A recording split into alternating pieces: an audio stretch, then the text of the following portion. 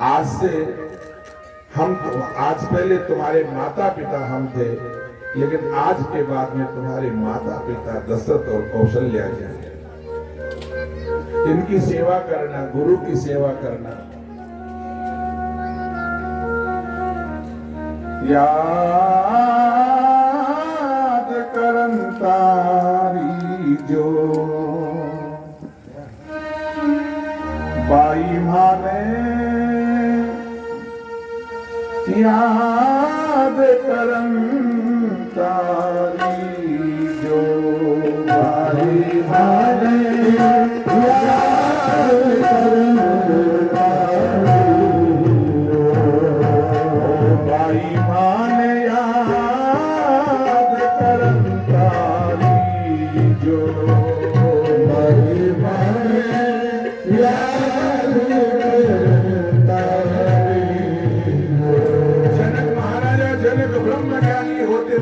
आज राजा जनक की आंखों में आंसू आ रहे हैं, बेटी को विदा कर रहे हैं।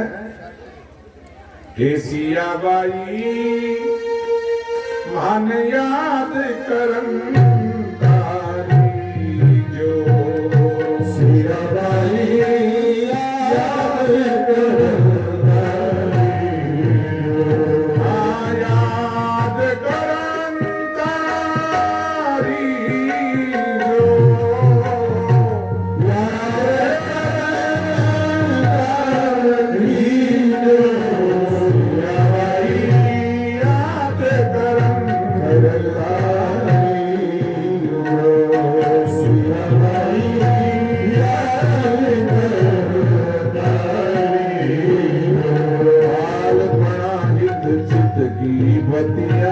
नवल बनाने मत कीजो, चुटकी बतिया नवल बनाने मत कीजो। सास ससुर गुरु पूजा कीजो, सास ससुर गुरु पूजा कीजो। छोड़ा के जो याद करन सिया बाई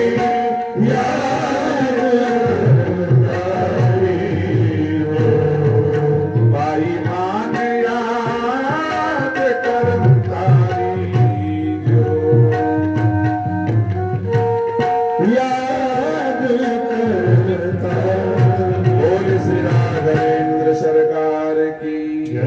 देखो राजा जनक अपनी पुत्री को शिक्षा दे, पिता अपनी पुत्री को विदाई के समय जो शिक्षा दे रहे हैं वो सुनने की बात है। सिया बाई माने याद कर, माता पिता को भूल मत जाना, और दो बात हमारी सुनते हुए जाना, और जीवन में उन बातों को मत भूलना। क्या? बाल बड़े हित चित की बतिया नवल बनाने मत कीजो, और सास ससुर गुरु पूजा कर जो। पहली बात, पहली शिक्षा है अपने सासू को और ससुर का और गुरु का, तीनों का मान सम्मान का ध्यान रखना, उनकी आज्ञा का पालन करना। आज के बाद में हमारा तुम्हारा कोई संबंध नहीं है। आज के बाद में तुम्हारे माता पिता सब कुछ तुम्हारे सास ससुर है। इसलिए सास ससुर गुरु पूजा कीजियो और ज्यों राके त्यों ही दीजियो।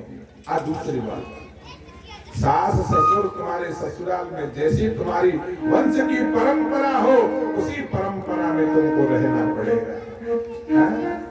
इसलिए आज से तू पराई है। पराई का मतलब हमारा और तुम्हारा कोई संबंध नहीं है।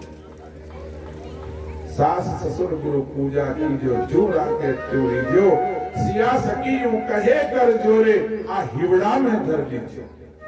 गांठ बांध करके ले जाना इस बात को, कभी अपने माता पिता को ओढ़वा मत दिला देना। सज्जनों, इस प्रकार राजा जनक ने रोते रोते अपनी पुत्री सीता को विदा किया। अयोध्या में आ गए, स्वागत हुआ। चारों राजकुमार चार वधों के सहित अयोध्या में पधारे हैं। पूरी अयोध्या को सजाया गया। कुछ दिन निकले राजा दशरथ एक बार शीशे में अपना चेहरा देख रहे थे, है? चेहरा देखते देखते एक सफेद बाल नजर आ गया राजा दशरथ। राजा दशरथ शीशे में दर्पण में चेहरा देख रहे थे, एक बाल सफेद दिखाई दिया राजा दशरथ जी को। तो राजा दशरथ ने विचार किया कि अब मेरा राजा बने रहना अच्छा नहीं है, अब तो अवस्था है भजन करने की अवस्था है, अब तो राम मेरा बड़ा पुत्र राम राजा बने। गुरु जी को बुलाया, मुहूर्त निकलवाया, मेरे राम को राजा उत्तराधिकारी बने, राज्याभिषेक हो जाए राम जी का, मुहूर्त निकालो। गुरु जी ने मुहूर्त निकाल दिया कि जो जब राम जी राजा बने वही मुहूर्त अच्छा है। मुहूर्त निकाल दिया, पूरे समाचार, पूरी अयोध्या में समाचार फैल गए, सब प्रसन्न। लेकिन देवताओं ने विचार किया कि राम जी राजा बन गए तो फिर तो गड़बड़ हो जाएगा। देवताओं की चाल थी, राम राजा नहीं बनने चाहिए। अगर राम जी राजा बन गए तो रावण कैसे मरेगा? रावण के अत्याचारों से भूमि पर जो भार है वो कैसे दूर होगा? इसलिए देवताओं ने सरस्वती को बुलाया, सरस्वती मैया तुम जाओ और कृपा करो, किसी की मति को खराब करो। सरस्वती आई अयोध्या में। महारानी कैकेयी जो राजा दशरथ की सबसे छोटी रानी थी, उसके पास में एक दासी थी मंथरा। मंथरा के माथे पर बैठ गई सरस्वती और मंथरा ने उल्टा सुल्टा पढ़ा दिया कैकेयी को। देखो कैकेयी, अगर राम जी राजा बन गए तो तुम्हारा पुत्र भरत जो है नौकर बन जाएगा और तुम छोटी रानी कहलाओगी राजमाता, तो कौशल्या ही बनेगी। हैं? उल्टा पुल्टा पढ़ा दिया और अंत में हुआ यही, सरस्वती की चाल कामयाब हो गई, मंथरा की बुद्धि भ्रष्ट हो गई और कैकेयी मंथरा के कहने में आ गई।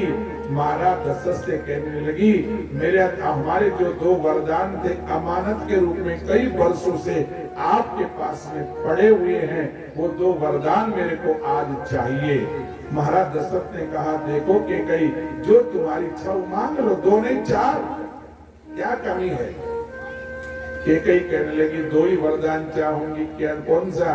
एक तो जो राम जी का राज्याभिषेक करने का मुहूर्त निकलवाया आपने, उस राज्य सिंहासन पर मेरा बेटा भरत बैठे, भरत अयोध्या का राजा बने।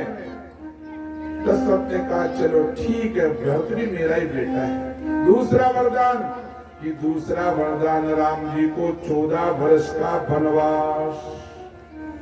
अब तो राम जी का 14 वर्ष का वनवास सुनते ही पछाड़ खा गए दशरथ जी, बेहोश हो गए, अचेत हो गए। राम जी को जब मालूम चला कि मेरी माँ ने वरदान मांगे हैं 14 वर्ष का वनवास, उस समय भरत जी नहीं थे, ननिहाल गए हुए थे। सज्जनों, माँ की आज्ञा लेकर के मान करके राम जी 14 वर्ष वनवास जाने लगे। सीता जी भी तैयार हो गई, लक्ष्मण जी भी तैयार हो गए और महाराज दशरथ तो बिल्कुल अचेत अवस्था में थे, वनवास में चले गए। और कुछ ही दिनों के बाद में दशरथ जी राम राम राम के वियोग में प्राण छोड़ दिया। दशरथ, धन्य हो ऐसे पिता और धन्य हो ऐसा पुत्र, पिता की आज्ञा का पालन करने के लिए एक भरे पूरे राजपाट को, अयोध्या जैसी राजधानी को छोड़ करके और जंगल में चला गया। ये तो ऐसा पुत्र होना चाहिए। रामायण में जो कथा है वो हमको जीना सिखाती है। गृहस्थ धर्म का आदर्श है रामायण।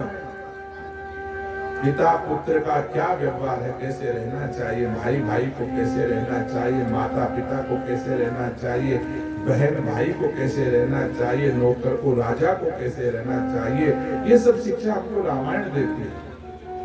14 वर्ष का वनवास हो गया और सुमंत जी महाराज लेकर के गए गंगा पार करना। जो गंगा पार पर अब 14 वर्ष राम जी ने बहुत लीलाएं की।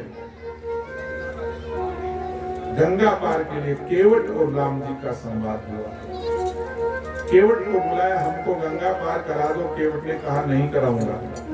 क्यों नहीं कराओगे? देखो एक केवट छोटा, एक भील जाति का नाव चलाने वाला राम जी से कहता है, जानता है कि अयोध्या के राजकुमार है, तथापि केवट कहता नहीं उतारूंगा।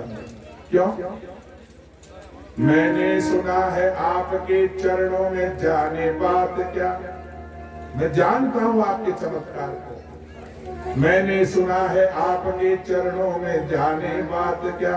अरे छुवत सिला नारी भई तो फिर काठ की औकात क्या। मेरी नाव तो काठ की बनी हुई है। मैंने सुना है कि आपके चरण रखते ही पत्थर की शिला भी स्त्री बन गई। गौतम पत्नी अहिल्या जो भगवान के चरण स्पर्श होते स्त्री बन गई थी, तो चर्चा तो सब जगह फैल गई थी। केवट भी जानता था। छुवत शिला नारी भई तो फिर ये काठ की औकात क्या। मेरा यही रोजगार है। हमारा तो वही रोजगार है, नाव चला रही, पेट पाऊं, परिवार को पालन पोषण करो। मेरा यही रोजगार है। रोजगार बिन प्रभु जात क्या। करिए कृपा करुणा निधि मुझ दीन के संग घात क्या। कृपा करो और कड़े वही जाओ, हमारी नाव ने तो बुक सकते हैं। लेकिन भगवान ने कहा नहीं, केवट गंगा पार तो करवाओ। तो पर एक शर्त है, गंगा पार करना है तो मेरी एक शर्त है। क्या? वाह, स्वीकार विनती हो अगर तो स्वीकृति प्रभु दीजिए। पहले चरण धुलवाइए, इतना अनुग्रह कीजिए। पहले मेरे जो वहम है मेरे कि आपके चरण रज में चमत्कार है, तो पहले आपके चरणों को धोऊंगा और चरणों को धो करके और फिर आपको नदी या गंगा पार करूंगा। मेरी प्रार्थना है। भगवान हिचकिचाने लगे, संकोच करने लगे। लक्ष्मण जी को क्रोध आ गए, लेकिन केवट का तो क्या, भक्तों का तो क्या, भगवान से कुछ भी कह सकते हैं। केवट भगवान से कहता है, हे प्रभु कृपा करो मेरे ऊपर। ये मेरी छोटी सी है नाव, मेरी छोटी सी है नाव और तेरे जादू भरे पाँव। डर लागे मोहे राम, कैसे बिठाऊं तोरे नाव में। मेरी छोटी सी है नाव, तेरे जादू भरे पाँव। अरे डर लागे मोहे राम, कैसे बिठाऊं तोरे नाव में। राम राम कैसे बिठाऊं तोरे नाव में। मेरी छोटी सी है नाव, तेरे जादू भरे पाँव। डर लागे मोहे राम, कैसे बिठाऊं तोरे नाव में। ओ मेरी छोटी सी है नाव, तेरे जादू भरे पाँव। डर लागे मोहे राम, कैसे बिठाऊं तोरे नाव में। वो जब पत्थर से बन गई नारी, वो जब पत्थर से बन गई नारी, फिर काठ की नाव हमारी। फिर काठ की नाव हमारी।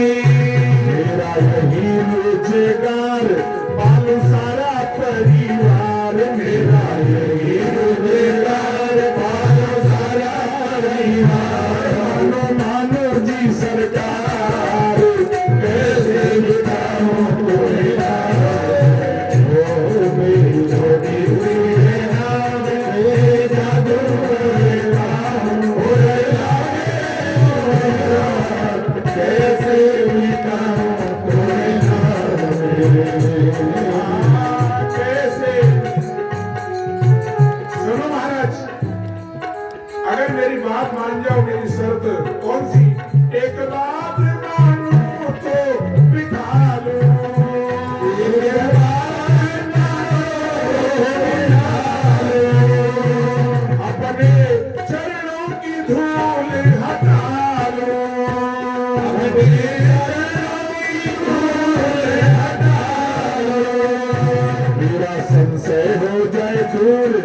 यदि तुम्हें हो मंजूर मेरा से हो जाए दूर, यदि तुम्हें हो मंजूर, सुनो जी हुजूर, कैसे भी जाऊं तुझे नाव दे, मेरी छोटी सी है नाव दे, जाऊं मेरे नाम उधर आगे मेरा, कैसे भी जाऊं तुझे नाव दे, कैसे भी जाऊं तुझे नाव दे। भगवान ने देखा अब कोई चारा नहीं है, इसकी शर्त माननी पड़ेगी।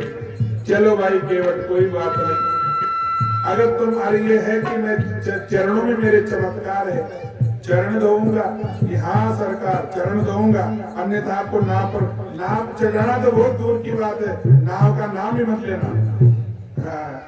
नाव नाम न लीजिए। तो सुनो कोई बात नहीं, चलो तुम्हारी मन की निकाल लो।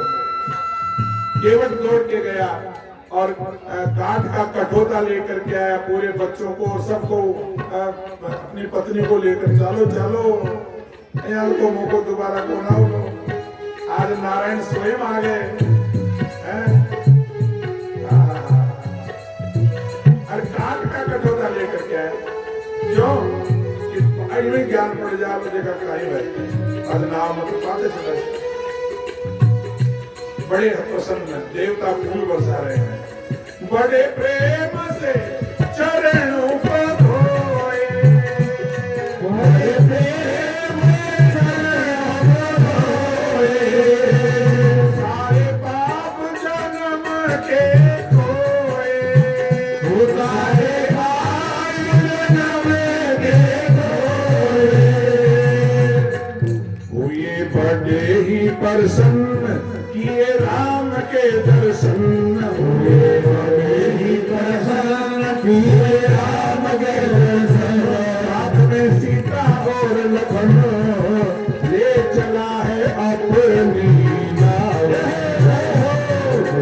छोटी सी नाव तेरी लागे मोरा, कैसे भी जाऊं तोरे नाव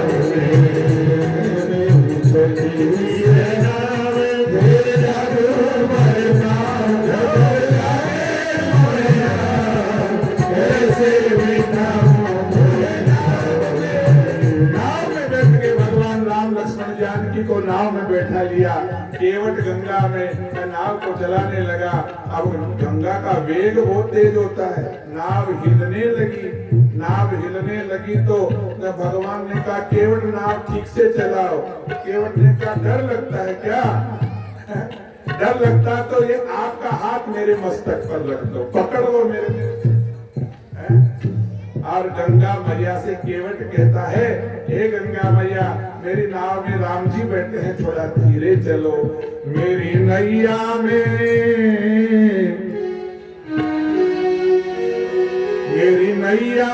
में सीताराम, अरे गंगा मैया धीरे बहो। मेरी नैया में सीताराम, गंगा मैया धीरे बहो। मेरी नैया में सीताराम, गंगा मैया धीरे बहो। मेरी नैया में सीताराम, गंगा मैया धीरे बहो। भागीरथ की गंगा केवट की नैया, भागीरथ की गंगा केवट की नैया, भागीरथ की गंगा केवट की नैया, भागीरथ की गंगा केवट की नैया। राजा दशरथ के लक्ष्मण राम, गंगा मैया धीरे बहो। राजा दशरथ के लक्ष्मण राम, गंगा मैया धीरे बहो। मेरी नैया में सीताराम,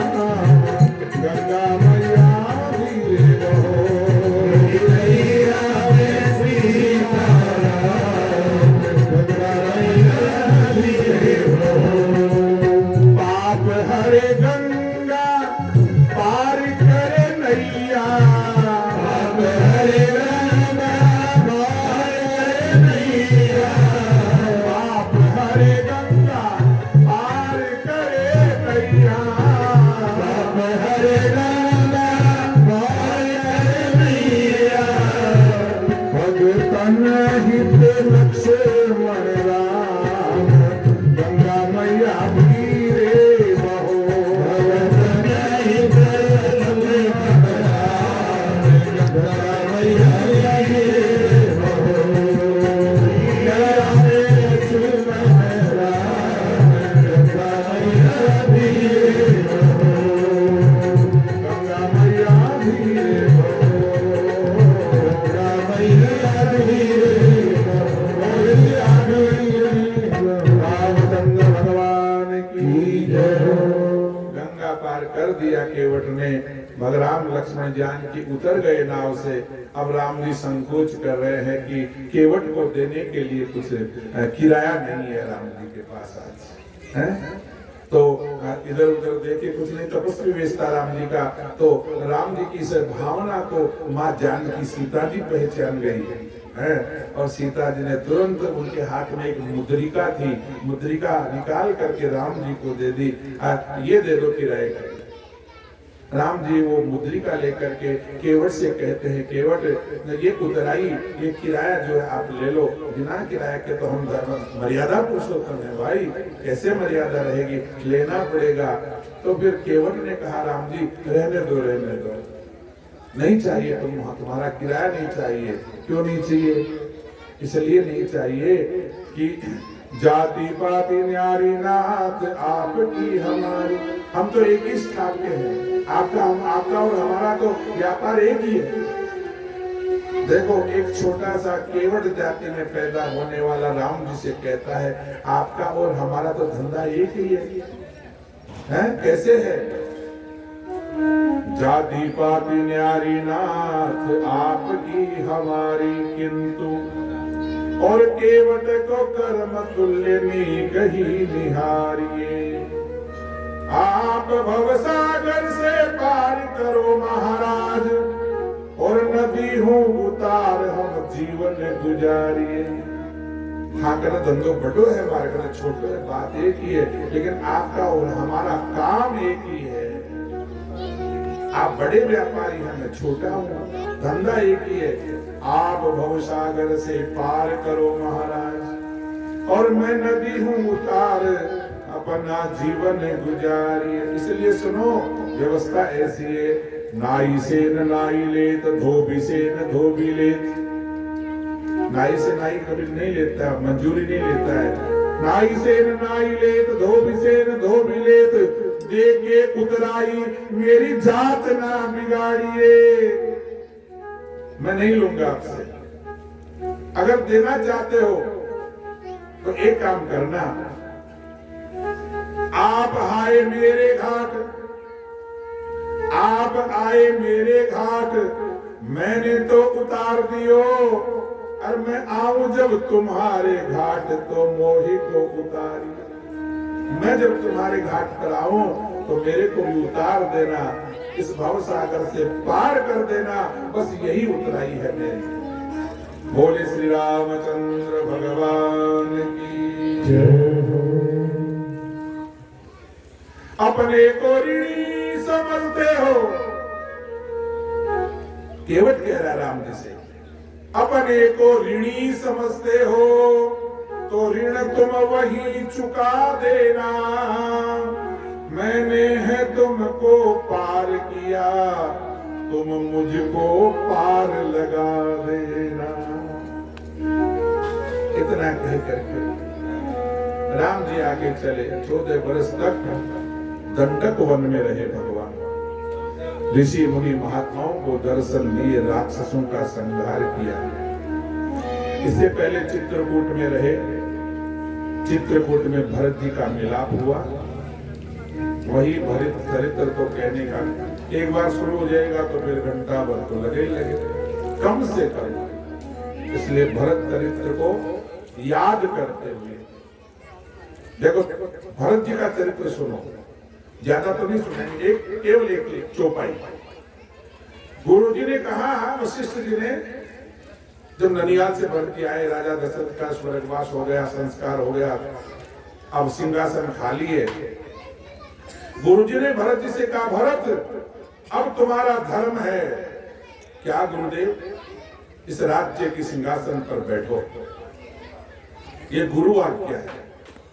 देखो आप भरत जी का चरित्र, अरे एक एक लाइन, एक एक पंक्ति में भरत जी के चरित्र में रोमांच हो जाता है।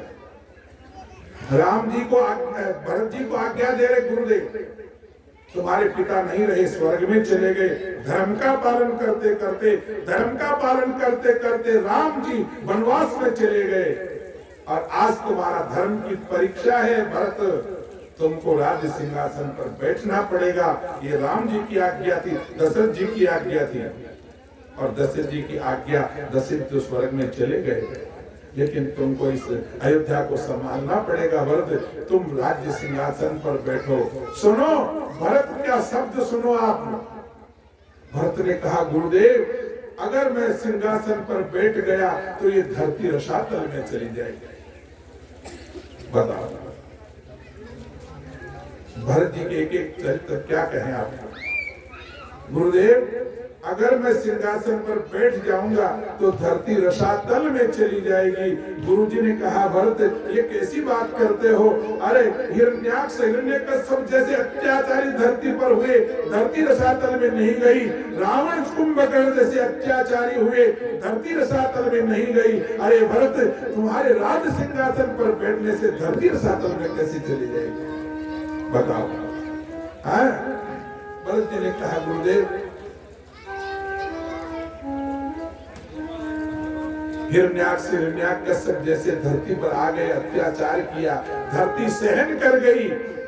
रावण कुंभकर्ण जैसे अत्याचारी इस धरती पर हो गए, धरती माता ने सहन कर लिया। जब लेकिन एक रघुवंश राम जी का भाई भरत, बड़े भाई के रहते, अगर भरत अगर सिंहासन पर बैठ जाएगा, धरती माता इसको सहन नहीं कर सकेगी, धरती सहन नहीं कर सकेगी। धरती भरत में फिर भरत जैसे महात्मा अपने भले भाई के रहते सिंहासन पर बैठ जाएगा, धरती रसातल में चली जाएगी। गुरुदेव आप कुछ भी कहो, भरत ये सिंहासन पर नहीं बैठेगा। बहुत समझाया गुरुदेव ने, क्षमा करो। ये सिद्ध भरत का चरित्र। भरत चरित्र कहने लग जाए तो भैया अभी तो समय हो गया है। चित्रकूट में भरत जी का मिलाप हुआ, चरण पादुका लेकर के वहां से भरत जी अयोध्या में आए, और 14 वर्ष तक अयोध्या में प्रवेश नहीं किया भरत जी ने। राम जी वनवास में रहे तो भरत जी भी अयोध्या से बाहर ही रहे, नंदीग्राम में रहे। खड्डा खोद करके राम जी धरती पर सोते हैं तो मैं तो उनका सेवक हूँ, मैं धरती पर राम जी के बराबर कैसे विश्राम करूं, कैसे सोऊं? राम जी के बराबर नहीं सो सकता। एक स्वामी की और सेवक की मर्यादा होती है। मैं तो उनका सेवक हूँ। धरती पर खड्डा खोद करके नीचे विश्राम करते थे भरत जी। क्या कहें भरत जी? बार बार मिलना जुलना अयोध्या वासियों का होता रहता था। राम जी ने देखा यहाँ तो वही स्नेह है, भरत जी का आना जाना रहेगा, कैसे राज करेगा भरत। राम जी ने चित्रकूट को ही छोड़ दिया। चित्रकूट को छोड़ करके 14 वर्ष तक दंडक वन में रहे, और अंत में आखिरी जो वर्ष, जो 14वां वर्ष था, उस समय नासिक में पंचवटी बना करके रहे। और वहीं रावण की बहन शूर्पणखा आई। शूर्पणखा ने राम जी को कहा, मोशम अतोषम पुरुषम मोशम नारी, सुंदर बन करके आई। राम जी के कहने पर लक्ष्मण जी ने अपनी तलवार से शूर्पणखा रावण की बहन के नाक कान काट लिए, कुरूप कर दिया। शूर्पणखा रावण के पास में गई और रावण ने अपनी बहन का बदला। ये बहन, ये तुम्हारी नाक नहीं कटी, ये रावण की नाक कटी। और उसका बदला लेने के लिए मामा मारीच के पास में गए। मामा मारीच सोने का हरिण बन करके और राम जी को एक तरफ जंगल में ले गया। रावण जोगी का रूप बना करके गया और माता सीता का हरण कर लिया। रावण ने विमान में बैठा करके आकाश मार्ग से लंका में ले गया। इधर राम जी जब वापस आए तो सोनी कुटिया देख करके जब सीता जी नहीं मिली, हे खग कुल हे खग मृग भ्रमर बिंदो, हे खग मृग भ्रमर बिंदो, तुमने वह मृग नयनी देखी, कोकिले कूक कर बतला दो, तुमने कोकिल बयनी देखी। हे पहरेदारों, हे वन वृक्षो, अरे बोलो सीता देवी किधर गई? हे कुटी कुटी तू ही बतला, वह इधर गई या इधर गई? सबसे पूछ रहे भगवान। हाय सीते विलाप करते रहे और अंत में सीता को ढूंढते ढूंढते आगे गए। जटायु नाम का पक्षी अंतिम श्वास ले रहा था। राम राम राम। जटायु को देख करके भगवान राम को दया आ गई। गीध को गोद में राख दया निधि। जटायु को गोद में ले लिया भगवान। गीध को गोद में राख दया निधि। रावण ने पंख काट दिए थे। नीन सरोजन से जलवारी। और रोने लगे राम जी को। इतना रोए राम जी, इतना रोए। बारही बार सुधारत पंख, जटायु की धूल जटा न सुझाई। बताओ, राम जी घाव हो गए थे जटायु के, तो गोद में ले लिया। गोद में लेकर के और 12 बार सुधारत पंख जब हाथ से सहलाने लगे, राम जी ने देखा मेरे हाथ तो कठोर हैं, इनके घाव में बड़ी पीड़ा होगी।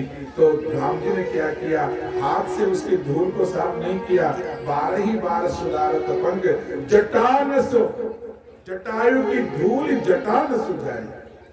अपने जटाओं से और जटायु के बोलो, जटायु क्या तुम्हारी इच्छा है बताओ। आओ आओ हे गीधराज, मेरी गोदी में आओ तुम,